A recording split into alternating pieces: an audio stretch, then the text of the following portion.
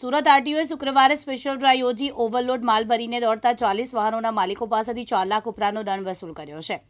12 વાહન ડિટેન કરાયા છે. સરકાર ઓવર ડાયમેન્શન કન્સાઇનમેન્ટ મોડ્યુલ હેઠળ રકમ જમા કરાવી નહીં હોય એવા વાહનોનું ચેકિંગ કરાયું તેમજ રકમ નહીં ભરનાર 12 વાહન ડિટેન કરાયા, જ્યારે 40 વાહનો પાસેથી 4 લાખનો દંડ વસૂલ કરાયા. આ માટે શુક્રવારે સવારથી જ આરટીઓ 8 સભ્યોની ટીમ શહેરના વિવિધ માર્ગો પર જીઆઈડીસી, સારોલી, કડોદરા, ઉધના વિસ્તારમાં ક્ષમતાથી વધારે માલ ભરીને દોડતા વાહનો ઝડપી પાડ્યા હતા.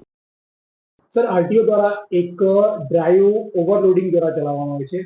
શું છે આ પૂરી વિગત સર, અને કેટલા વાહનો જપ્ત કરવામાં આવે છે?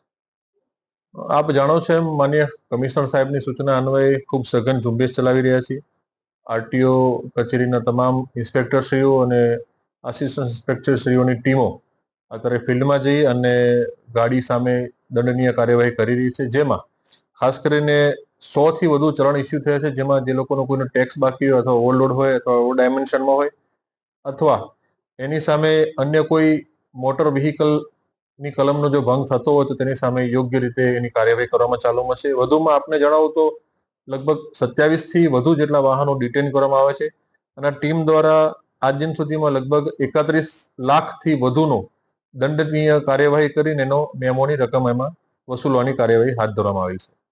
સર, આ મહિને કેટલા ડ્રાઈવ ચલાવવામાં આવશે? આગળ કેટલું કાર્યવાહી કરવાની છે? આ મહિનામાં સતત ડ્રાઈવ કરવાની સરકારશ્રીની સૂચના છે અને આ બાબતે માનનીય કમિશનર સાહેબ વીસી માધ્યમમાં પણ એમાં જરૂરી માર્ગદર્શન આપી રહ્યા છે અને એના અનુસંધાને અમે અમારા ઇન્સ્પેક્ટરશ્રીઓને પણ એ બાબતે માહિતગાર કર્યા છે. વધુમાં આપને જણાવું કે અમારી ટીમ દ્વારા વિવિધ જગ્યાએ રેન્ડમલી અલગ અલગ પોકેટમાં જઈ અને આ પ્રકારની એક કામગીરી કરવામાં આવી રહી છે. જે વાહનો પકડાયા હતા એમાંથી દંડ ભરી વાહનો પરત પણ ગયા છે.